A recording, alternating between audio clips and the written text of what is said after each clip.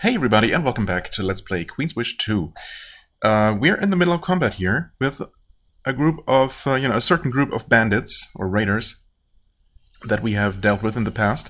And I was thinking, before I head up north toward the Tower of Erodico, which is our next destination, I was going to give these a couple more tries off camera, just to see if I had a chance, and I would maybe include, or hopefully eventually include, just the finishing rounds or so. When it was looking like I was winning, but, well, as it turns out, I don't know exactly what changed. I mean, not a lot changed since last time we tried this. We gained 1 level and a couple of extra abilities. Just some minor upgrades. Not really a ton defensive-wise. One thing, I guess, is that I did check out the, the inventory of the cloth merchant, and I did get the healer's robe for Ray. So he's now actually visually distinct from Pat. That helps. The warriors still look pretty similar. I mean, yeah, technically they have, a large two-handed sword and a sword and shield or bow out, depending on the situation. But yeah, well, it's fine. Obviously, I'm gonna confuse them occasionally, but it shouldn't matter too much, especially when I pay attention. Yeah, either way. So that changed, but I mean, not really a whole lot else. They did level up. They are now level 5. Compared to our level 6, right? Yes. However, well, this is basically round 2, and, I mean, they've all been attacking Atantuo, and he's been taking damage in the single digits, sometimes low single digits, and these guys are, all of them are on the way down. So, yeah, I don't really know. It doesn't feel like a lot has changed, but this... and this is, of course, the very first attempt. So, yeah, this seems to be going extremely well compared to, previous attempts where we seem to barely stand a chance. That's the first one down. Yeah, there. 7 damage. I mean, weren't they consistently dealing damage in the high double digits and critting over 20? Like, am I crazy for thinking that? It's not been that long. Well, either way. It's not like I'm complaining or anything. Right. This is actually the first time Chip got his turn in this combat here. Everyone else had... Well, Atantuo definitely had 2. Interesting. Anyway, I guess you'll rush toward that guy, right in the middle. In the thick of it. Okay, evaded the first attack there. I guess I'm gonna throw in a heal. Which I did not get for free, unfortunately, but that's okay. Oh, she took 10 damage. Okay. Yeah, well, I mean, this is going... so much better. It's ridiculous. It's like it's a completely different fight. I suppose enemies are or seem to be randomized to some extent, as I noted in the past, but okay, I mean, obviously, yeah, our casters are still gonna take considerable physical damage. That's to be expected. Can you actually reach any of these guys? Either of these guys? No, can't reach. Okay. Right, because it doesn't even display. I suppose because he can move? Huh. You can't move after you've already done anything, I guess, even if you still have all your AP. That's interesting. Well, interesting and slightly unfortunate, but I guess I'll just throw another heal in here. Right, he should be healing for more now because the robe... I guess, have I showed it? Oh, I can't right now. That's fine. So the healer's robe has an inherent 10% healing bonus, plus a rune slot, so he has 17% increased healing just from that now, so that's nice. Well, I switched Atantuo's weapon to bow early on because I honestly just forgot that I could bull rush into the fight, so there we go. Right, yeah, she's been taking some damage, but not a big deal. Aw. I was really hoping to just finish them all off, but I mean, actually they might just be dying from poison now. Okay, so in the end, she did get a little bit close here, but I think we're good. This guy's definitely gonna die with 2 stacks of poison. You're gonna throw another heal her way. Actually, I mean, I could easily just return to, to our base. But I think we're in decent enough shape to actually keep going. We should recover some energy as well, of course. And they're shouldn't be too many enemies on the way to the tower. The raiders have been destroyed. You doubt the Rokaj will be too upset. When you become a raider, this sort of thing is just a risk you accept. You search their bags of loot, you find a healthy pile of coins and a few pieces of strange dull metal. Didn't we see this exact message before? But surely I have not defeated this particular band of bandits. I mean, that was kind of the whole big deal about them. Okay, I don't know. I suppose it really was just a copy of some other random raider encounter that we had a while ago. Okay, well, you know, I'll take it. Didn't expect this to go nearly this well, but I guess we are getting stronger, even in comparison to our enemy, even if they keep leveling up. I suppose we just gain strength a little bit more quickly per level up than enemies do. And it all just adds up. Plus our equipment does get, you know, incrementally better. Let's see here. Okay, no theft this time around, which makes sense with both the upgraded fort and the guard tower. I don't know if that reduces theft to 0%. I want to say that the first game gave you like a percentage chance somewhere. And this game might as well. I find it... I wish there was like some central information screen with, you know, all the information just centralized in one place with different tabs perhaps for, you know, with a complete breakdown of all your, you know, current resource production and upkeep costs and, you know, theft chance and upgrades to forts and everything, you know, just in one place rather than having to look for information on different pages and different menus and some of it only available when you're in a fort. You know, and you can't look at to remind yourself what certain buildings do unless you go into a fort, into building mode, you know, or placement mode and actually click on an already placed building, that kind of thing. It's just, you know, that could all be made a little bit more transparent, I suppose. But then again, I guess it's really not a huge deal. You don't have to, you know, it's not rocket science, basically. Anyway, obviously we're not getting any of these yet. Okay, so that's a lot of income versus fewer or less resources spent than I expected somehow. Specifically, I thought previously I actually just looked at the various resource production in the Gentle Coast, which is obviously all we have for now, and I added them up, and I'm pretty sure it added up to only 4 Quicksilver, for example. So I thought that for sure we were not making any progress with that. And yeah, 46. I think I came up with 43 wood, 33 or 32 stone actually. So somehow we're getting a little bit more. Maybe there's some randomness to it actually. Maybe we sometimes just get 1 or 2 more or less, or a certain percentage. I guess that would make sense. Or I could see that being a thing, even though it wouldn't be explained anywhere. But I mean, I'll take it. So we should just slowly but surely build up a certain, you know, surplus of materials, especially the rarer ones, of course. However, I have been thinking as well that I'm probably, well, we'll see what feels natural, I suppose, but I'm probably, or I've been thinking about maybe trying to not go one area after the other, but maybe do, you know, a short foray into each one of them, maybe starting with a low daga, because why not? The first town is literally right here. We're going to pick up a bunch of quests, of course.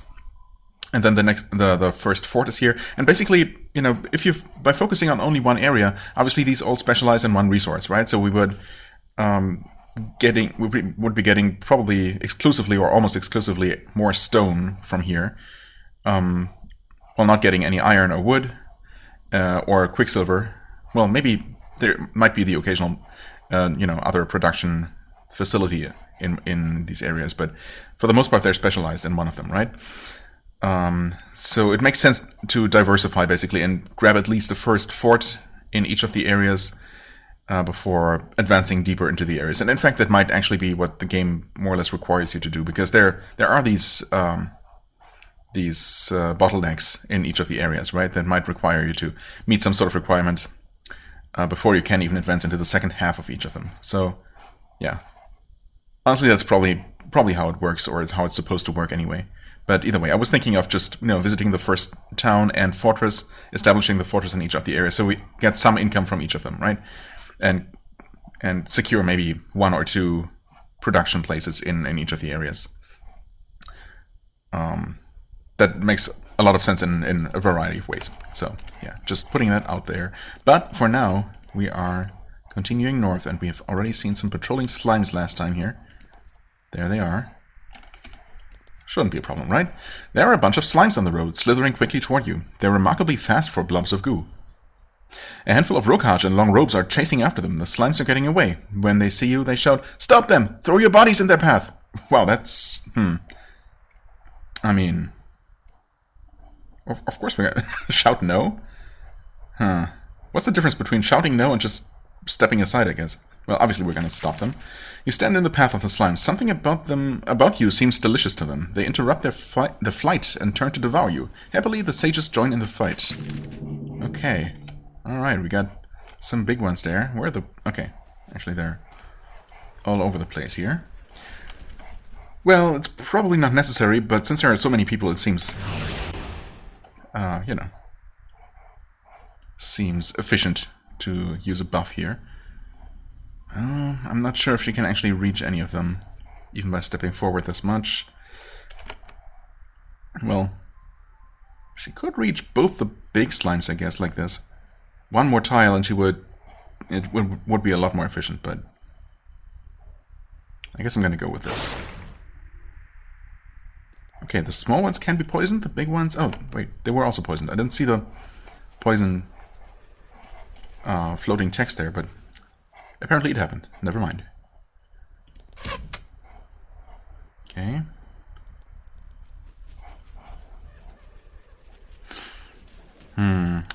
I don't know, do I rush forward? Yeah, sure, why not?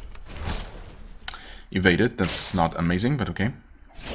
Yep, we're getting poisoned. Oh, there's a scorpion too? What? Oh, that was summoned, I guess. Yeah. Okay. Huh.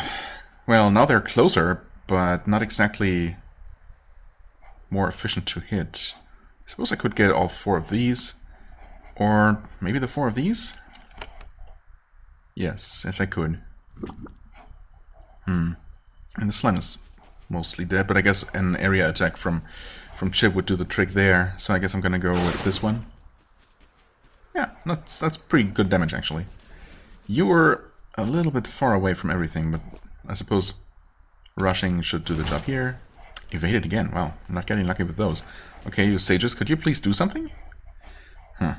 Pretty underwhelming so far, I gotta say. Can we help with that one? That might die from poison? No, probably not, though. Oh, wait. Oh, the scorpion was a friendly summon. I didn't even realize. Okay. Okay. They're doing something. Wait, could you not... Wait, were we slowed? I thought it specifically said slowed over him. And okay. Again, combat log would be appreciated, but it's not a thing, so I'm eventually maybe going to stop complaining about it. Let's see, you're down to 5 health. You're definitely not dying from poison, though. You know what? There. Okay. Some poison here. It's fine, though. Maybe shock that pudding? Or... actually damage the big one. There he goes. So the scorpion is not an enemy, and these are actually too far away, and I cannot step here because of the stupid rock. In fact, an area attack would be completely wasted because it only hits this one giant slime. Well, in that case, just do a bleeding attack. It can bleed. Silence immune. Could you stop doing that and maybe deal some damage? That would be nice. Okay. Another one down. Some more poison here. Scorpion is doing its best. Yep, there we go. Silence still immune, dude. Wow. Yeah, AI really sucks. But oh well, it's trying, I guess. So that pudding is dying. You know, help with the big one. Okay. There you go. Now it's definitely dying from damage over time. That one is completely undamaged. Well, not anymore. There you go. One down. Probably should have attacked this one. I would not have quite killed it, though. So, I guess it doesn't matter. Shoot this one. You cannot... Oh, you can actually reach this one. Well, in that case, please do so.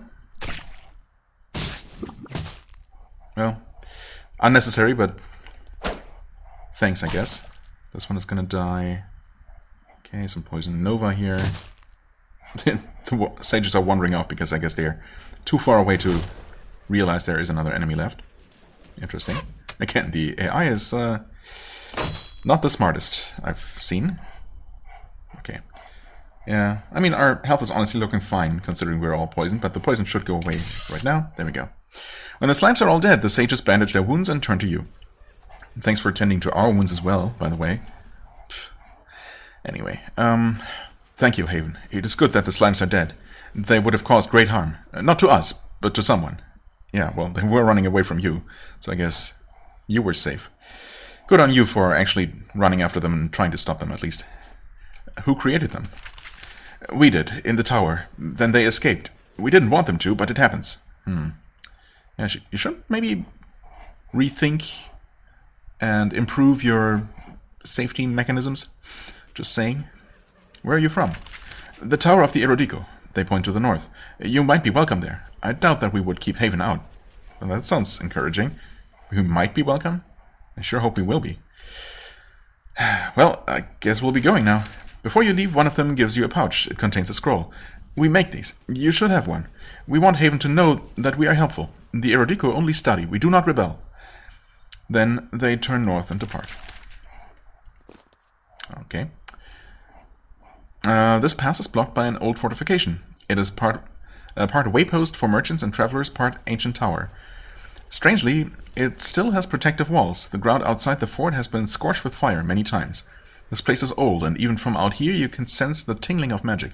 The Rukaj has many skilled in the ways of magic, and this is where they learn and perfect their art.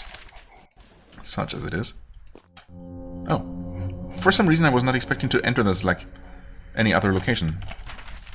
Also, it looks like the tower is actually off to the side, right? And not blocking the entire road, but...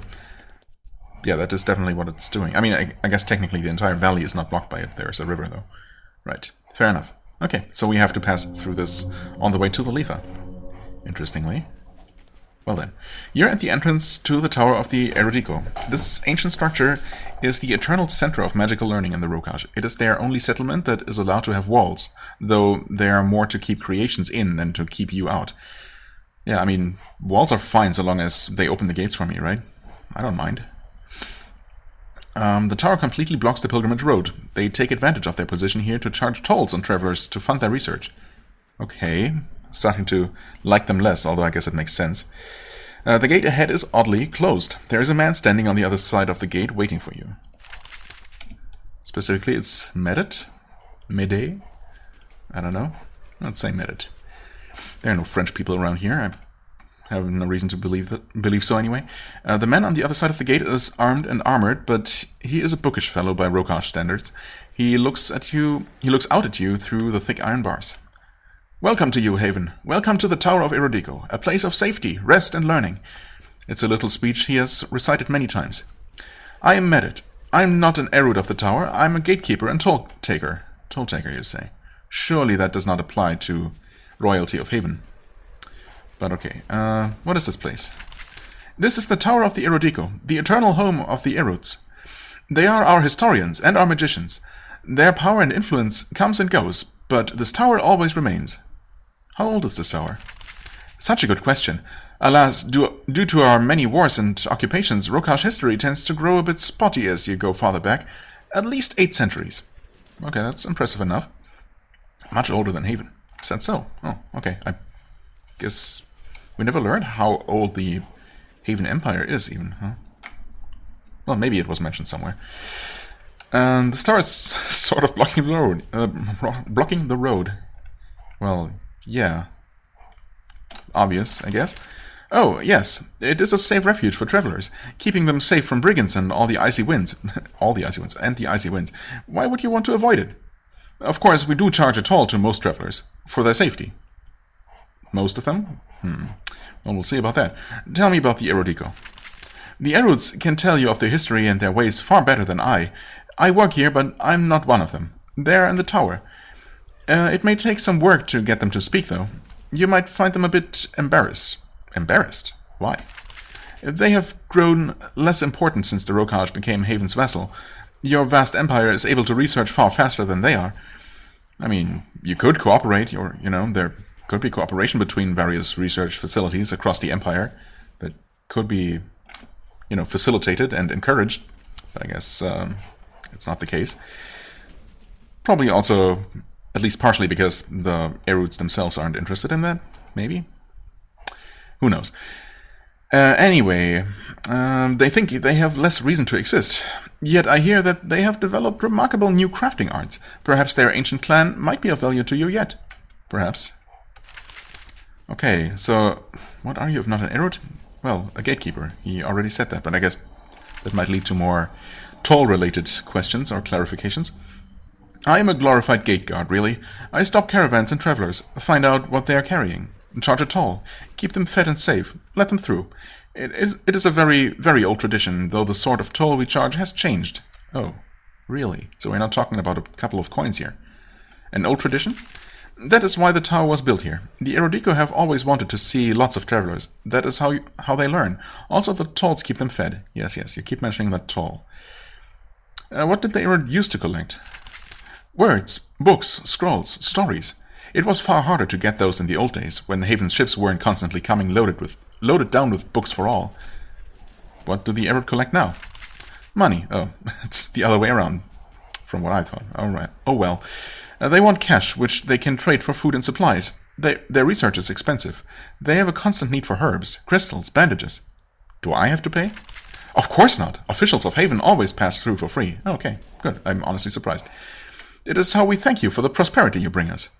Medit smiles calmly. Okay. Well then, please open the gate. Medit's smile fades. I would like to. However, there are formalities. It is traditional for Havenites to ask permission to travel our pilgrimage road. Have you gotten permission? Yes, of course. I wouldn't even be here. There was another roadblock that asked for that. I suppose it is a formality, so. I have gotten permission from Rasa Ella, although I guess it does make me wonder if technically I could just ignore all of these formalities and force my way through. Just, basically creating diplomatic scandal after scandal, but demonstrating Haven's might and stubbornness, I suppose. I don't know. It's a moot point, of course, because we do have the permission, so there. Then I would be happy to open the gate for you. Medit smiles nervously. Oh, so what else is there? He doesn't move otherwise, but I can't. Okay, why can't you open the gates? They're stuck. Their workings are in the tunnels below the tower. Oh. He shudders. Something is keeping them from raising the gate. Now I wish I had come here slightly less battered and beaten, but okay. Well, you should fix that. You really should. We should, but it is difficult. It is an ongoing process, and they only became stuck a few hours ago. Okay, well, I guess I'll be exploring elsewhere while you take care of your problems then. Yeah, right, as if. Well, and how can the gates be fixed? We aren't sure. Someone will have to enter the tunnels below the tower, find the machinery, and fix the problem. Why can't the Erud fix their own gates? That's a whole tower full of mages. The Erud are the wisest among us. They are full of great knowledge and secrets. They are a treasure of our people. However, they drink deeply the brews of wisdom, made of quicksilver, I guess, and it has made them disconnected. It can take time to get them to take organized action. Don't you have guards? A few. None of them are willing to enter the tunnels below the tower. The Rokash are brave, but we have limits. Wow, I guess those limits are pretty tightly confined, or defined, or whatever. So, how can this problem be resolved? By me? Well, you are here. You are known as a mighty warrior. The entrance to the tunnel is west. I will have the door unlocked. Go downstairs and see what is wrong. Wait, if you can have the door unlocked from in there, can I not enter through whatever you open and actually enter the tunnel, the tower that way? Surely there must be a way. I feel like I'm being used here. I mean, I obviously am. And none of this is really necessary. But I guess I'll begrudgingly comply. Also because there's going to be loot in it, so, actually a good thing, I suppose. Oh well, go downstairs and see what's wrong. I would be careful though. The tunnels have been neglected for a long time. The magic of the erodes can cause unpredictable things to happen. What's going on here? A delaying tactic? A test? Yeah, I mean, surely that's what it is. You think we would use such petty tricks against the Prince of Haven? We would never be so foolish or disloyal. We honor our allies. We are just doing the best we can in a difficult situation. We will try to solve the problem from our end. Maybe we will succeed eventually. Yeah, eventually, right. Until then, we have been honored by your visit. Wait, did I not agree to this, or...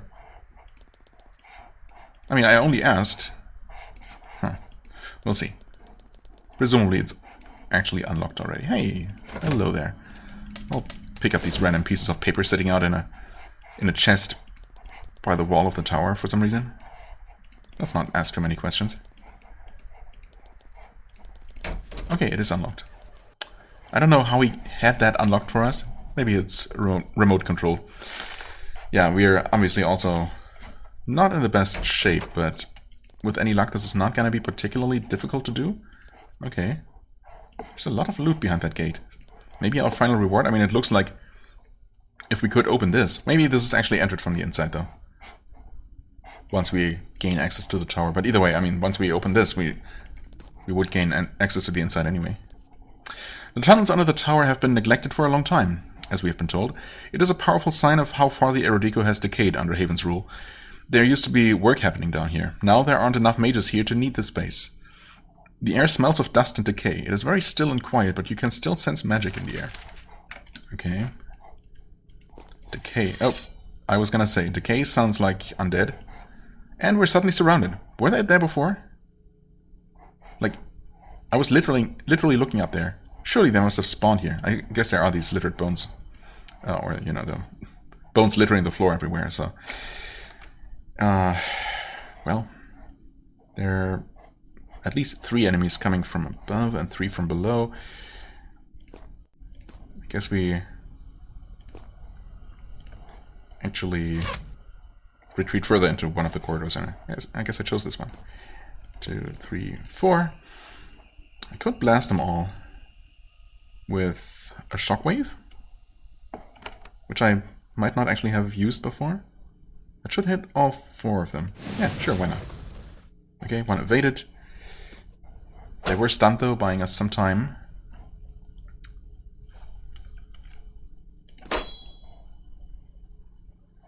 Oh, Chip is being really slow. I mean, they both have the same kind of armor with a 10% speed penalty. I don't know that either of them has any speed bonus, so I'm not sure why he seems to be lagging behind so much. I'm not a fan of our health situation, so I'm gonna do one of these. That was surprisingly good, actually. I mean, I suppose I could have him holding back the enemies in the rear. That's unfortunate.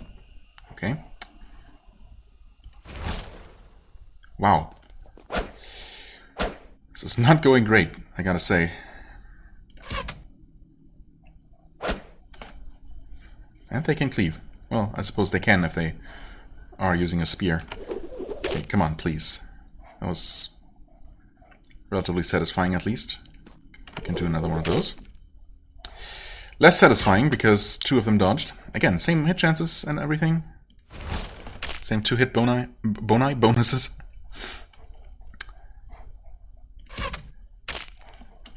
But oh well. Nothing's guaranteed, of course. Could you stop it?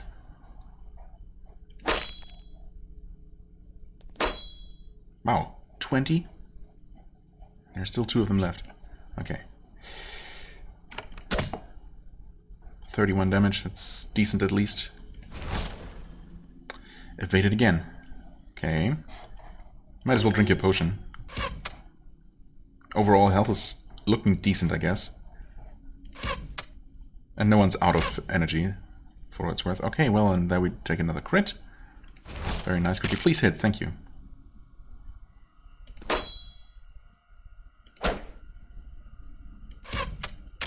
There we go. Okay, well, I'll take 1 crit of our own to make up for all the crits we took. 2 points of energy back, that's good. Gonna have you drink a potion though. Might as well. Okay, save that. I mean, okay. Not quite done yet. With any luck, we might be able to finish this one off before it gets to us. Yeah, we should be. Good, good. I really wonder if these skeletons spawned all around us, or if they happen to wander down when they did.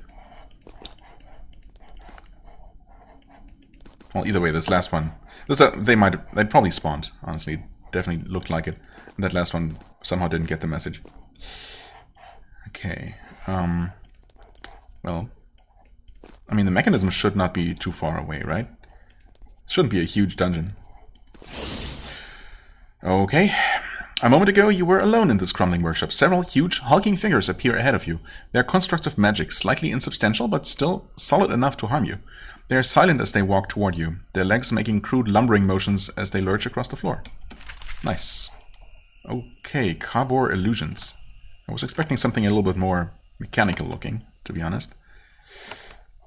And also a little bit more tanky. These don't seem that bad. Although, we'll see, I guess. Oh, well, only 1 damage. I guess that first real cardboard that we fought dealt surprisingly little damage. It was just very tanky. So with any luck, these are similar. Okay.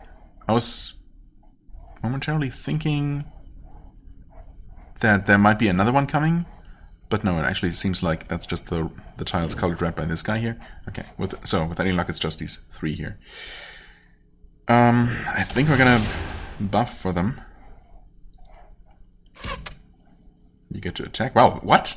68. Oh, illusions. I guess that used to be a thing, right? That illusions just take a lot more damage from everything. Critical for 126. Yeah, okay. That is clearly the case. So I guess we did not need to buff for these. Nice, that one lost its turn because it happened to get to act first. I like it. There is another one though. Okay. Fair enough. Okay, despite their evasion and spell shield buffs, we've been having a lot of good luck hitting here. Also, they're stupid, and there are a lot more of them than I thought.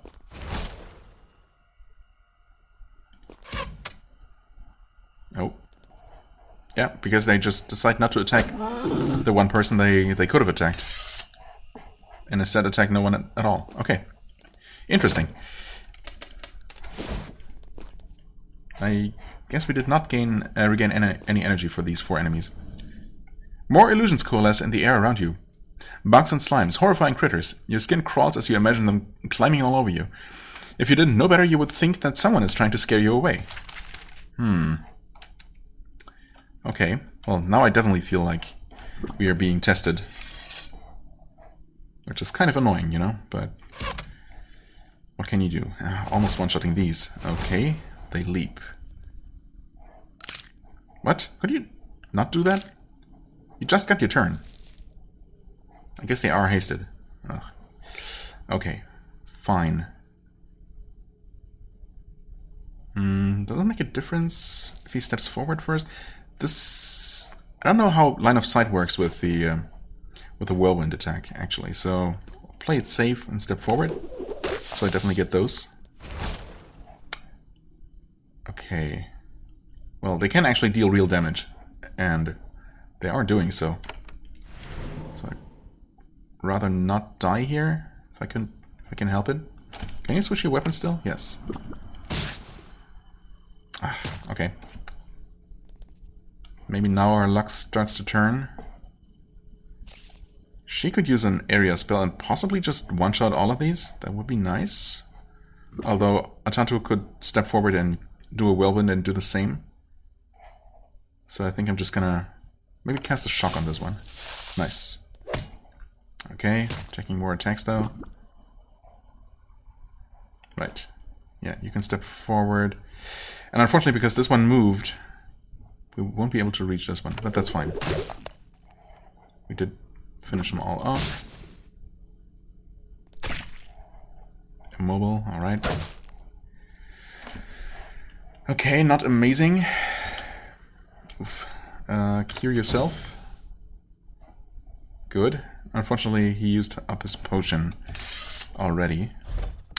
In fact, only Atantuo has his left, right? I guess I'm gonna hand that over to Ray.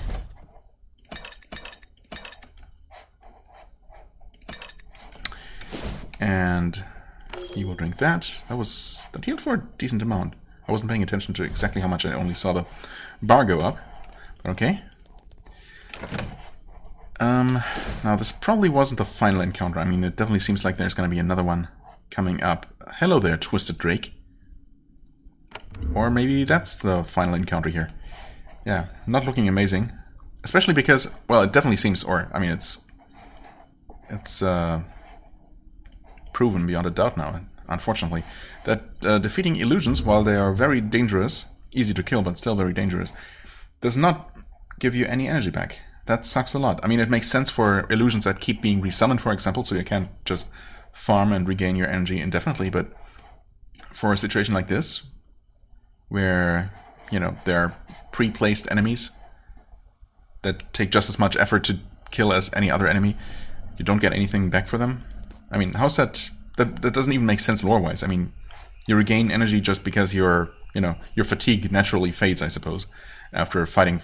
Well, I guess it doesn't really make sense that your fatigue would fade at all while you're constantly fighting. But, you know, if you do regain energy from fighting normal enemies, there is no reason why you shouldn't regain energy from fighting, you know, illusions that are still in normal enemies for all intents and purposes.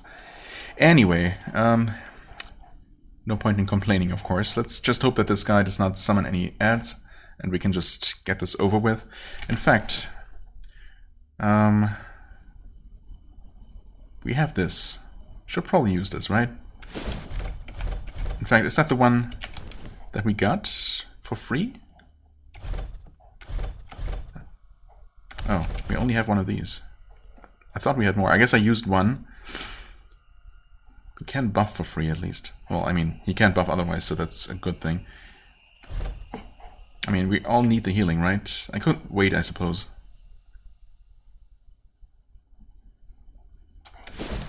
But I think we just use it now. Scroll of Mercy. No, I'm gonna wait, just in case. I'm gonna save here, and I'm gonna wait just in case the Drake uses some sort of, or, you know, puts some sort of damage over time on us. And we're able to take a couple of hits before, you know, we absolutely need healing. So we'll see how this goes. There's a pale, twisted creature in the shadows ahead, curled around a bit of machinery. It uncoils itself and lurches toward you. It is a drake, a young, scrawny creature that has been down here for a long time. Drakes are usually cunning, intelligent creatures, full of magic. This stunted creature is weak and scrawny. It lets out an unintelligible croaking noise. It doesn't even have speech. Okay. I'm okay with not having a conversation with this thing before we inevitably kill it. It screeches at you and lunges forward. Alright. Again, fine by me. And that is possibly the worst start imaginable, but, well, at least it didn't deal a ton of damage. Could try poisoning it, but well, let's actually see. Physical damage bonus 1. Okay. Not really sure how this matters at all. How this differs from just having its base damage, you know, 1 point higher. I mean, normal enemies don't display any physical damage bonuses. But okay, whatever. Physical armor 1. Right, okay, that's, I mean, and 10% evasion. That's not bad at all. Right. She has 4 points of energy. I mean, I could try to distract it with a Call Bones. I guess I could. Place it behind. Just so maybe... Okay, that's annoying. We're all ensnared too. Which means we cannot move at all? Move 1 space. I'm guessing that we can still do this. Okay, good. The thing is, I was going to buff. Can you not shoot from there? Okay, cool. Well, you also can't do anything else otherwise, so switch weapons, I guess, and wait. You can do that. Alright. You can move forward and just turn your remaining energy points into damage like that via shock spells. Yeah, well, I guess I'm not using my buffing scroll then, because obviously that would be wasted right now, right? 6 turns range, I don't even know. I'm not gonna start counting tiles now. Should be able to move next turn anyway, so we'll see if it feels like I need to move that, need to use that again. For now, we just make it bleed, because we can. Okay, knockback. Unfortunate. Yeah, especially because he's down to 1 energy. Alright. Well, it's what it is. Make it bleed more. I guess we'll have Atantuo start shooting. Might as well. Okay, the bones actually hit. Oh, you can't move. Huh. Turn still remaining 1. I mean, hit points aren't looking amazing. But you can hit from there, so that's good.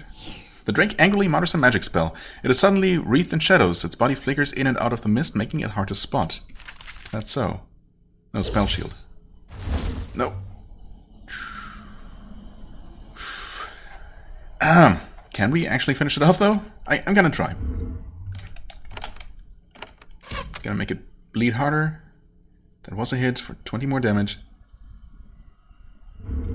Sorry, Chip, I'm risking your life here, but I mean, I feel like it's... Oh no, what?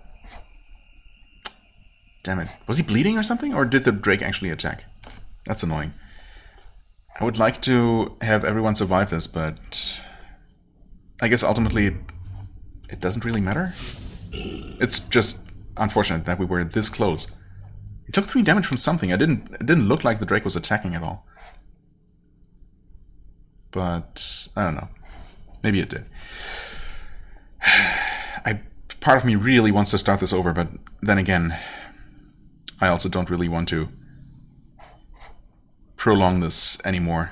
So it's fine. Chip fought admirably. In fact, I feel like we did pretty well, considering we started this already, you know, already hurt and exhausted. Yeah, pretty mean trick to pull on the game's part here. But thankfully the dungeon really was pretty short. The pitiful Drake is dead. The ambient magic fades immediately. You can now reach the wheel it was guarding. Did this thing escape down here and the Erudico didn't bother to come after it? Or did someone place it as a trap for you? It is a mystery. Well, I mean, the game told me that apparently it's been here. The Drake has been here for a long time, so who knows. Relevant lore. Okay. Amber Pole Shard. Two-handed weapon. Arcane Spear. Hits are critical 20%. Interesting way to put that. Okay. Tier 1 arcane gear, of course. I mean, the idea of having an arcane melee character is kind of intriguing. Obviously, instead of having my, for example, well, I suppose it's arcane though. I was gonna say, I mean, having the healer be more of a cleric type, you know, melee, like medium armor melee fighter that also has priestly spells. It's not a completely novel concept, of course, but would still be nice, and definitely something to consider. However, obviously, arcane requires you to actually invest in, you know, well, arcane magic. So you'd have to have an actual mage fighter, which I feel is less, I don't know, less justified to have. And would you really? Is that really worth it? You'd still have to have some amount of armor, so you have to invest in combat abilities, and then invest enough in arcane to unlock the highest tier of arcane weapons, right? Plus the extra magical damage. I don't know. I guess it could work. It's like any other hybrid, I suppose. I guess the biggest benefit is that you are relatively sturdy in melee, and you deal pretty good damage, and you have access to all the melee abilities, but you also deal magical damage, which bypasses most enemies' defenses, right? Because I'm guessing that the vast majority of enemies is going to be more resistant to physical attacks. At least all your human opponents are typically going to be more protected from physical than from magical attacks. Well, anyway, I guess for the time being I have no plans of playing that, although I suppose I could change my mind any moment and make Chip, for example, use magical weapons. It's an option, I suppose. Although we have this awesome pirate sword now, which we will eventually probably improve And it would be a shame not to use that, for example. Well, you're always going to lose out on something, I suppose. Anyway, you inspect the machinery. It's a wheel with a chain wrapped around it. The chain drops into a hole in the floor. It's not currently working. Roots have emerged from the hole and tangled up the works. Okay, pull the roots off, and hopefully they won't come alive and attack us, because that would be all kinds of bad. With a few good yanks, you clear the roots out of the works. Moments later, the wheel starts to turn. The chain feeds into the hole. Awesome. There was a big sparkle right there just now. I wonder if that means anything. I hope not.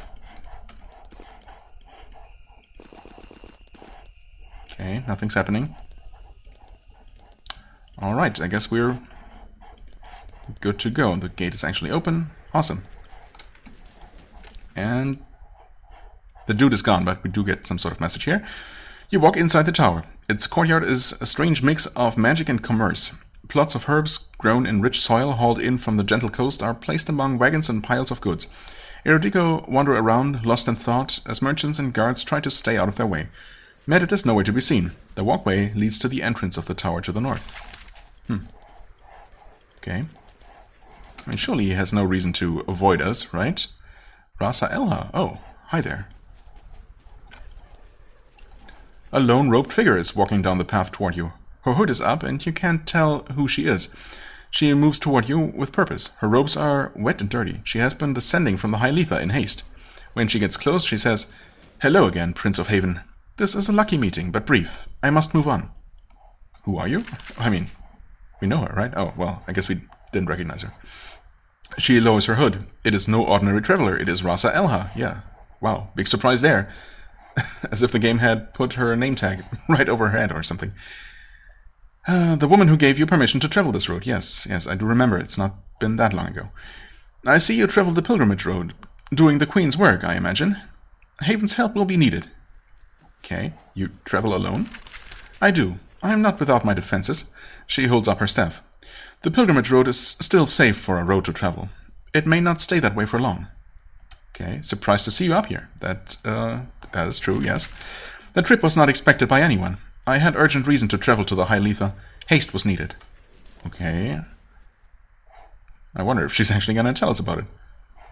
Interesting that the first option here is to just end the conversation. Obviously, we would want to know. They are the watchers of the Rokaj, and I needed to know what they have seen from their peak. There has been too much unrest, worrying rumors, mad tales of a wolf in the mountains. What sort of wolf? A capital W wolf, perhaps? She looks thoughtful. I have learned not to spread rumors. When I know truth, I will say it. Okay. Well, I wonder if I will just learn on my own before that. There's a lot of chaos in the Rokaj of late. It has? What? There has been? Whatever. In the coast, and the Kranas, and the Lodaga, too much all at once, all getting worse when you arrived. The gentle coast leads the Rokaj. We need to understand what is happening. Thus my trip. I think the other factions see that differently, but okay. Aren't things in the Rokaj always bad? Rasa Elha laughs bitterly. Things in the Rokaj are never bad. This is a beautiful land. This is my home. I intend to keep it. I must return to the Gentle Coast. When I have learned anything of value, I will make sure to share it. Safe travels. She walks swiftly to the south. Well, I wish I had considered the other options there, because Oh, and she's just disappeared. Great. Well, it's what it is. Sometimes conversations will just end abruptly and unforeseeably. But that's how things go, I suppose. Rare spices, not mine. Okay. Chill. I'm not gonna touch them. Or these rare dyes. But thanks for putting them there. Temptingly. What? Erudiko entry. Okay. Oh, we can enter though. Don't mind if I do. Erud Zukra, Erud Researcher. Interesting name. You enter the main workshop of the tower. The walls and floor are scarred and scorched by centuries of misbehaving experiments. Right now, the workshop has been purposed to one specific use. There is a runed circle in the middle of the hall. A circle of tools and supplies surrounds a glowing pedestal. Whatever magical research is happening here, it is potentially very useful. Okay. I don't know how we determine that. at a glance, not being mages ourselves or anything, but you know. There is a woman of the Erudico wandering around the tables, examining the tools and mixing ingredients. When you enter, she waves at you. Alright. I guess this is where we're gonna be doing all of the crafting that has been promised indirectly. I am kind of looking for that stairway down, though. It should be right here. Awesome. There we go. The Erudico dumped a bunch of books in this chest, forgetting them to rot. Their library is probably full, so outdated or damaged books were just stowed away. It's standard procedure. The halls under your palace have countless tons of forgotten texts. You dig around a little bit. After a bit of choking on mold and parchment dust, you find a book that is surprisingly intact and recent. It is called Erudico Earthlaw. I believe that is another one for the Wisdom or Knowledge of the Rogue quest, or whatever. The Erudico dumped a bunch of books in this chest. Okay, this one's useless and also useless. Alright. Well, a quest item is ultimately better than just some random loot, I suppose.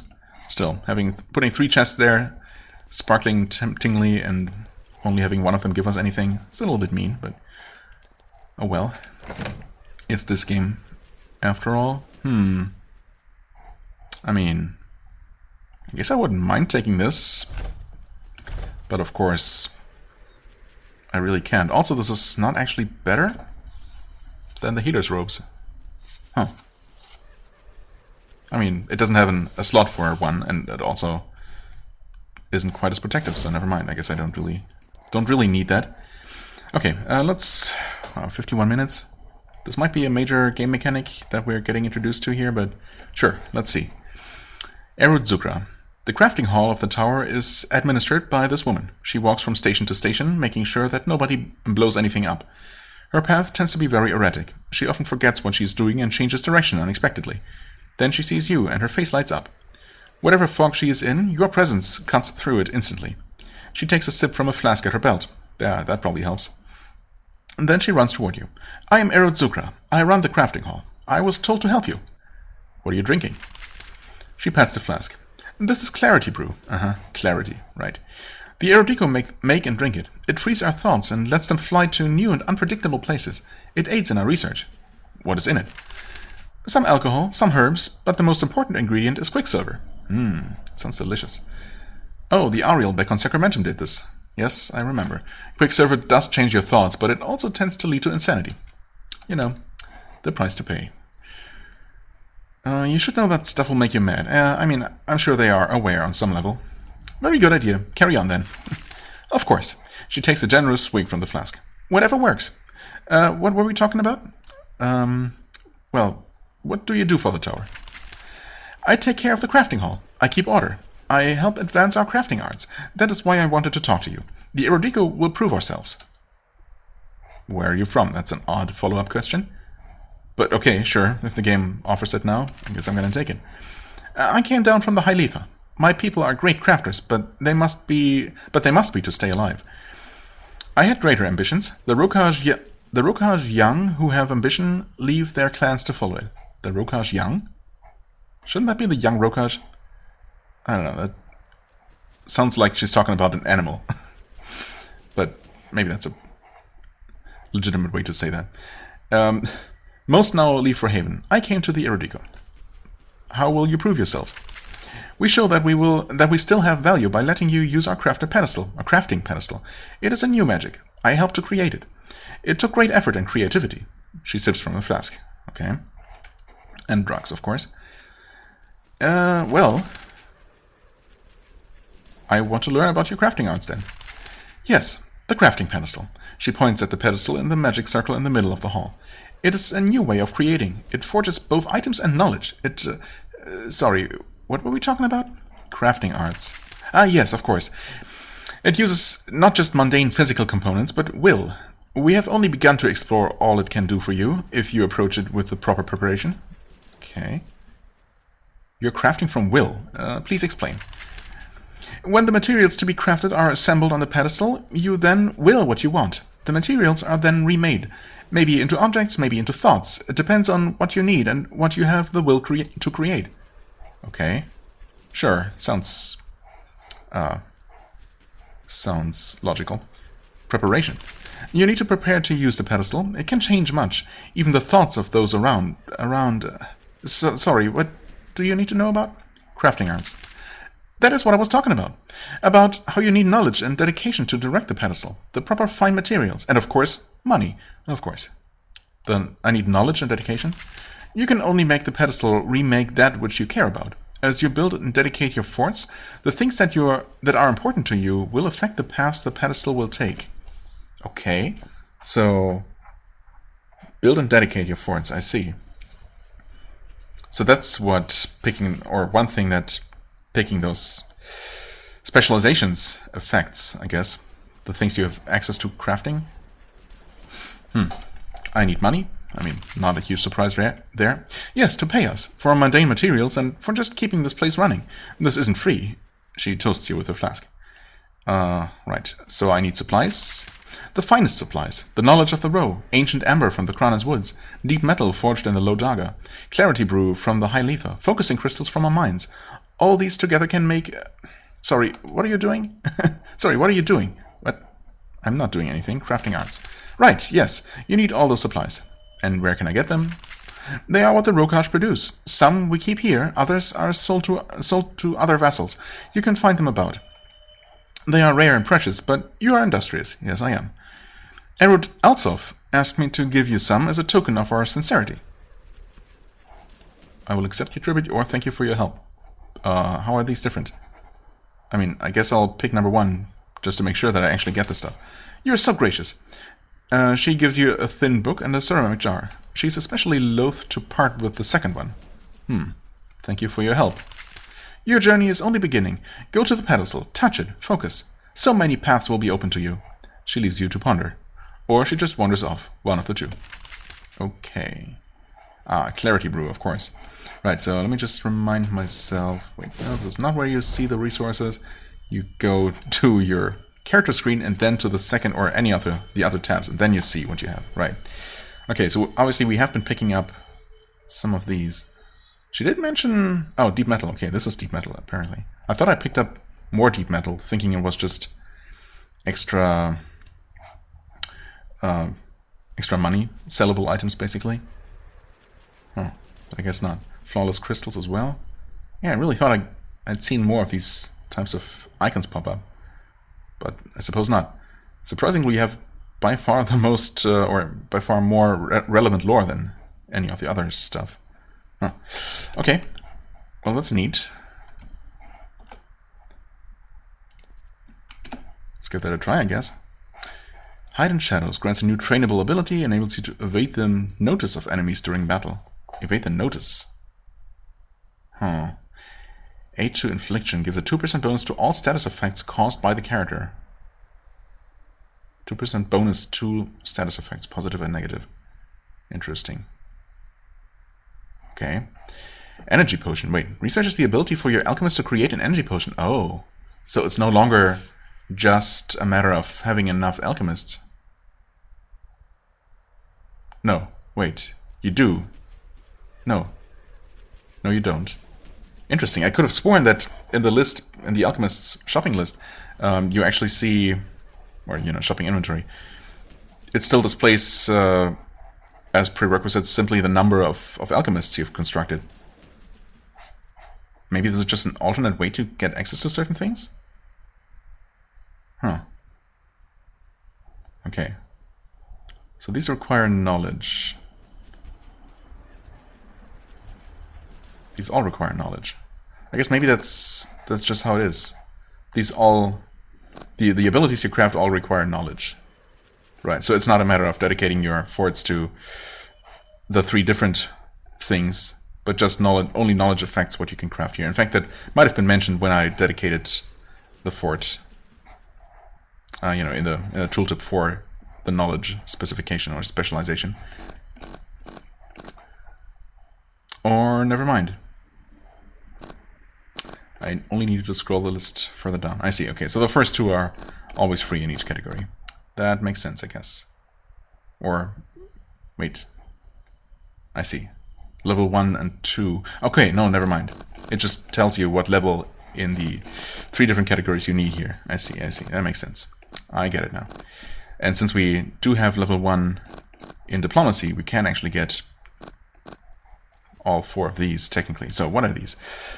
Donates a tiny amount of valuable resources to the Rokash. This will improve their opinion of you a little bit. Okay.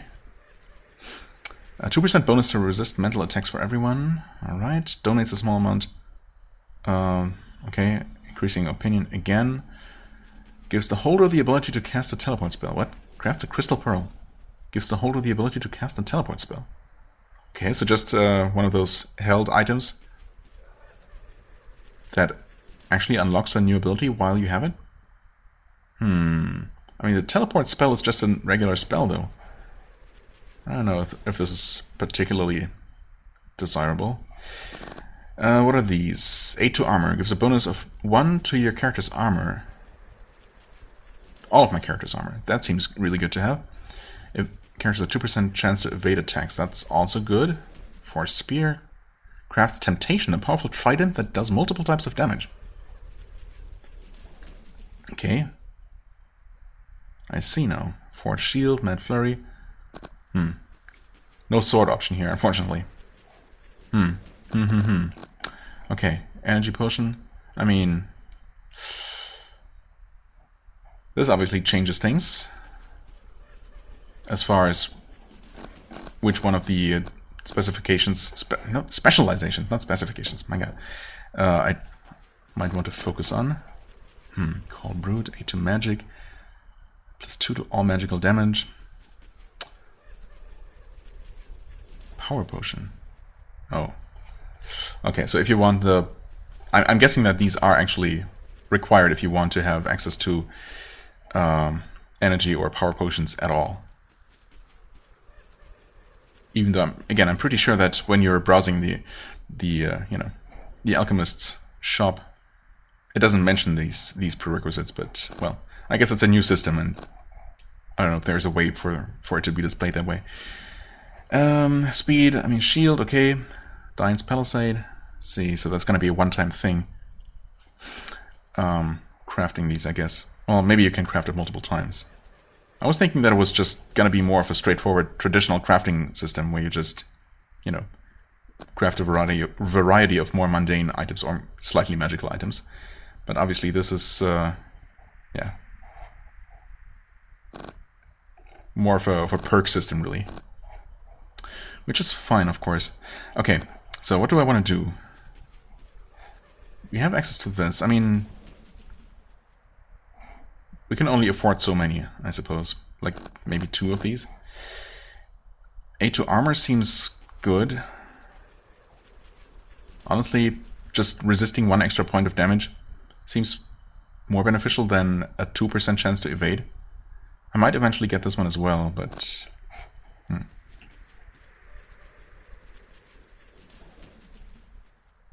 Caused by the character. So, I mean, I'm guessing that this is gonna affect all characters then, even though it sounds like it's only for one character, but I mean the other things are clearly for all characters, right? Also, I cannot actually necessarily afford 2 different things. I'll get the armor, just to see how this works, basically.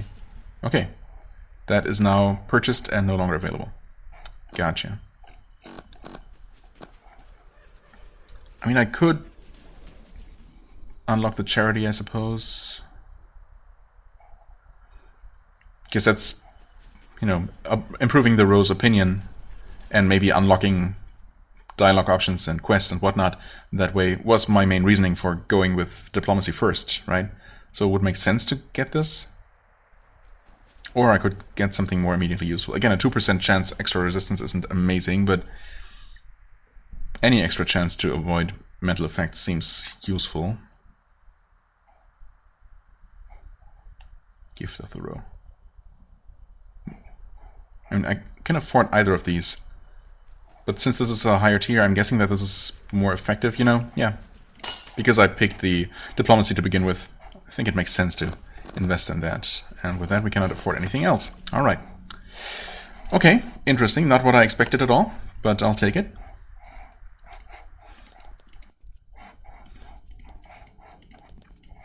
What do we have up here? Hello? Erud Gulzim, alright. Alright, someone to talk to, actually. Erud Nurbik, another one.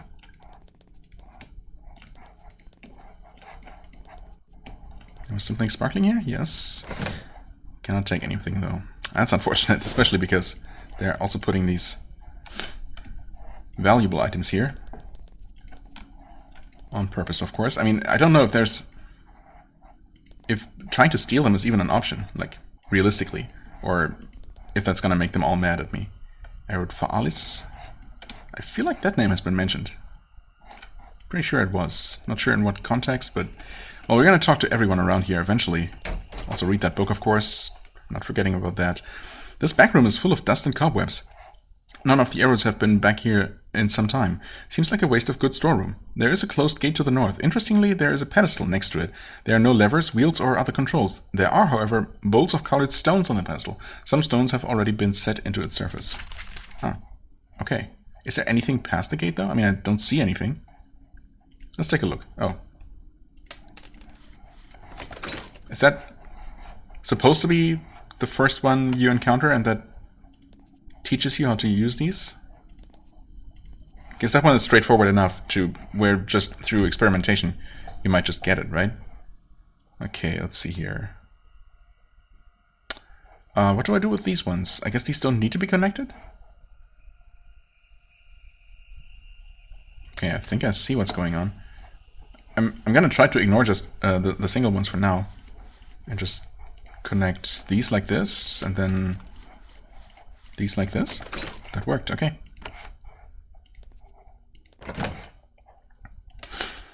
Alright, we are allowed to take these, I guess, because we worked for them. That is just an Erudico Cull that we had before. Right. I guess I might not have mentioned that I also bought this Apprentice Hood for Ray at some point, which is just slightly better. 1-3 and... Wait. Yeah. Versus 1-2. Right, okay. Okay, yeah, maybe this is... I don't know if there's going to be an official introduction. Maybe one of these people here is actually going to... Or would have told me about these. Or, well, will tell me about these once I actually talk to them. Rosses and the Brokage rule. Okay. I suppose I might as well read this now. Of course, I'm looking at the timer here, so... yeah, well, I guess I'm not going to finish talking to everyone around here and doing everything I can at the tower itself.